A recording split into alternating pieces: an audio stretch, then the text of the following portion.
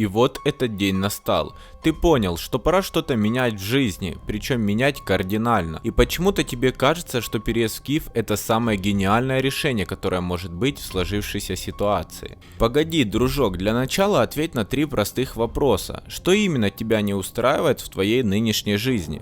Возможно ли это изменить в пределах текущего места проживания? Изменится ли это в Киеве? Если твои ответы все нет, да, то перемотай видео назад и еще раз подумай над этими вопросами. Пока что выглядит больше как мечтание и грезы о лучшей жизни, без особых на то причин и обстоятельств. В таких случаях часто помогает 2-недельный отпуск на морях в придачу со сменой прически и гардероба. А еще можно найти новое хобби, которое существенно разнообразит привычный уклад жизни, или же попробовать сменить сферу деятельности, но к этому еще вернемся. Если же у тебя есть конкретный ответ на первый вопрос, аргументы, почему это невозможно сделать в твоем городе и готовность сделать все, чтобы реализовать это в Киеве, тогда welcome в клуб «Понаехали». К слову, с каждым годом в этом клубе становится все больше людей. И не то, чтобы Киев не резиновый, на тебя здесь не хватит места, но прежде чем радовать столицу своим присутствием, стоит подумать о том, чем конкретно вы можете быть полезными друг другу, и действительно ли переезд в Киев поможет тебе качественно изменить твою жизнь. А пока вы думаете и анализируете услышанное, идем дальше, ведь мне есть что вам рассказать.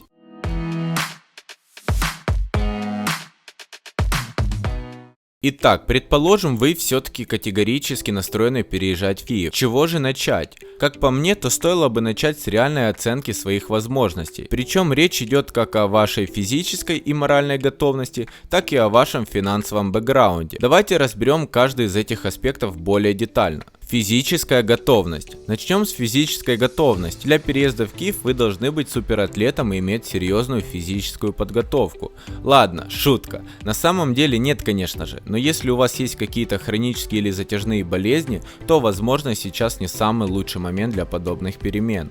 Не стоит пренебрегать своим здоровьем. В одном из предыдущих видео я уже говорил, что Киев выматывает. И это правда. Если на данный момент у вас есть какие-то проблемы со здоровьем, то переезд и жизнь в мегаполисе могут только усугубить это состояние. Жизнь в Киеве очень активная, насыщенная и быстрая, и не все могут легко влиться и справиться с этим темпом. Иногда это прям проверка на выносливость и игра на выживание. Поэтому подумайте, возможно, стоит отложить переезд до лучших времен, а чтобы эти лучшие времена все же наступили, тем временем активно заняться собой и своим здоровьем, заранее подготовив себя к смене места жительства. Моральная готовность. Главное, что обязательно стоит осознать перед тем, как куда-либо переезжать, неважно в большой город или маленький, это то, что ваш внутренний псих едет с вами. И когда эйфория от резкой перемены места жительства пройдет, а она всегда проходит, и со временем впечатления от новой жизни поутихнут, то все ваши внутренние демоны, нерешенные конфликты и проблемы снова вылезут на поверхность и накроют с новой силой. Вы снова столкнетесь лицом к лицу с самим собой, и если вам снова не понравится то, что вы увидите, то очередной переезд вряд ли что-то кардинально изменит. И пусть сейчас вся эта тема по поводу работы над собой уже стала максимально заезженной и об этом трубят со всех дыр, но саморазвитие, прокачка себя как личности и проработка каких-то своих психологических проблем в разумных пределах и без фанатизма, конечно же, еще никому не помешали. К тому же, если говорить именно о моральной готовности, то часто нам только кажется, что мы созрели к кардинальным переменам. По статистике, решение переехать в другой город возникает у 60% людей, и из них действительно переезжают только 10%. Остальных же удерживают личные обстоятельства, либо они не готовы морально. Переезд изменит все, от привычной обстановки до вашего круга общения и расписания дня. Это, конечно, не переезд в другую страну, когда ко всему вас будут поджидать еще языковой барьер, особенности менталитета, странности местного законодательства и образа жизни. Но жизнь в Киеве также имеет свои особенности, здесь точно так же вас ждут все стадии адаптации. От эйфории, радости до депрессии и желания все бросить и вернуться в свой родной город. Поэтому готовьтесь, что периодически морально будет штормить, и штормить не по-детски. А еще подумайте и проанализируйте себя со стороны. Как вы реагируете на трудности, стресс, какие-то внезапные проблемы. К примеру, есть люди, которые в стрессовых ситуациях группируются, становятся более собранными. Они способны хладнокровно оценивать ситуацию, принимать четкие решения и действовать. Таким людям обычно достаточно легко адаптироваться к жизни в мегаполисах, где принимать решения нужно быстро, а действовать еще быстрее. Но есть и другой тип людей, которых любая сложная ситуация вгоняет в ступор. Они не знают, что делать, начинают метаться, слишком много советоваться или же ждать, что кто-то другой примет решение за них. Это не значит, что этим людям закрыта дорога в столицу или им не стоит переезжать. Просто для них жизнь в Киеве, скорее всего, окажется более сложной, стрессовой и энергозатратной. Также оцените, насколько вы гибкий человек, насколько легко вы адаптируетесь к новым местам и условиям, насколько легко относитесь к переменам в принципе. Если новая обстановка вас не пугает, вы быстро находите общий язык с людьми и можете наладить контакт даже с абсолютно неизвестным человеком, и в условиях перемен чувствуете себя достаточно комфортно, то вам будет значительно проще организовать свою жизнь в Киеве на новом месте. Если же все новое и неизведанное вас безумно пугает, то опять-таки вам здесь будет сложнее. Хотя в таком случае переезд как раз таки может помочь вам быстрее избавиться от внутренних комплексов и излишней неуверенности в себе. Поэтому хорошенько все обдумайте. Ведь на выходе получается, что для кого-то переезд это действительно возможность прокачать себя и выйти на качественно новый уровень жизни, а для кого-то всего лишь смена декораций. Финансовая готовность. Еще один очень важный момент – адекватно оценивать свое финансовое положение. Если у вас есть подушка безопасности, благодаря которой вы сможете спокойно прожить несколько месяцев, или же вы работаете удаленно и достаточно хорошо зарабатываете, то это, конечно, упрощает вопрос с переездом. Но если же финансы ограничены, то тут возникают некоторые трудности. Во-первых, вы должны быть готовы к тому, что снимая квартиру в Киеве, вам нужно будет оплатить сразу же первые и последние месяцы аренды. Также возможны расходы на услуги риэлтора. Ко всему, даже если вам повезет и вы сразу найдете работу, то первая зарплата или аванс, скорее всего, будут не ранее, чем через месяц. А этот месяц тоже надо за что-то жить, как минимум это расходы на еду и транспорт. Таким образом, давайте посчитаем, при аренде квартиры со стоимостью 8000 гривен в месяц и вышеуказанными расходами в среднем вам нужно иметь с собой до 20 тысяч гривен. Конечно, если есть возможность сразу же снимать жилье с кем-то и делить арендную плату, или же пожить первое время у друзей, знакомых или родственников, то вы сможете хорошенько сэкономить. Ясно, что тут уже каждый делает просчет непосредственно под свою ситуацию, но наличие стартового капитала для реализации проекта «Переезд в Киев» обязателен. Итак, вы всерьез обдумали все эти три аспекта и приняли решение, что готовы к переезду по всем фронтам. Отлично, тогда далее я бы советовал сделать еще несколько подготовительных моментов. Первое. Максимально изучите информацию о жизни в Киеве. Если у вас есть друзья или родственники, которые живут в столице, пообщайтесь с ними и обсудите все волнующие и важные вопросы. Если же нет, почитайте статьи, посмотрите обзоры и отзывы о жизни в Киеве. Кстати, на моем канале вы найдете много полезной информации на эту тем. В своих видео я рассказываю и о своем опыте переезда в Киев и делюсь своим мнением, стоит ли это делать, а также говорю о том, где жить и где работать. Так что переходите на мой канал, у меня вы найдете ответы на многие свои вопросы. Второе. Составьте четкий план. Пропишите для себя четкий план от сбора вещей до того, что вы будете делать уже на месте.